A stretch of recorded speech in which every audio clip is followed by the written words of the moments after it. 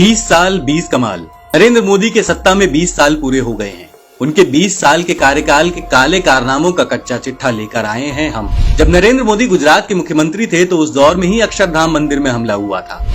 इशरत जहां मामले की आंच मोदी के दामन पर वो काला दाग है जिसे वो आज तक नहीं धो पाए हैं। नरेंद्र मोदी के राज में गुजरात के पूर्व गृह मंत्री हरेन पंड्या का कत्ल हो जाता है, जिसके छींटे मोदी सरकार तक जाते हैं। गुजरात में स्नूप गेट कांड हुआ जिसमें अमित शाह और नरेंद्र मोदी का नाम आया।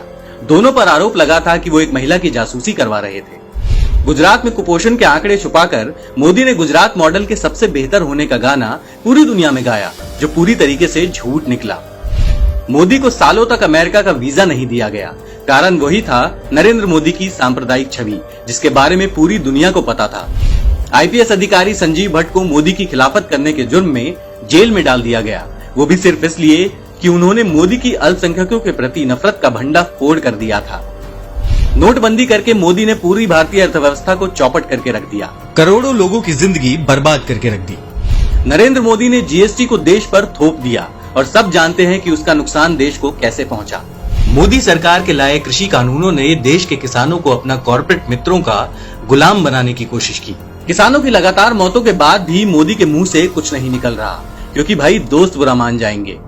मोदी के प्रधानमंत्री बनने के बाद देश में लिंचिंग की घटनाएं बढ़ी और अल्पसंख्यकों को चुन चुनकर निशाना बनाया जाने लगा। महिलाओं की सुरक्षा पर ज्ञान देने वाले मोदी जी के राज में महिलाओं पर अत्याचार बढ़ा और महिलाओं की दुर्गति के जिम्मेदार सिर्फ मोदी हैं।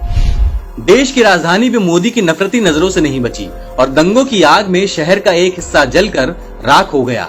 इसके लिए सीधी उंगली प्रधानमंत्री और उनके मंत्रियों पर उठी।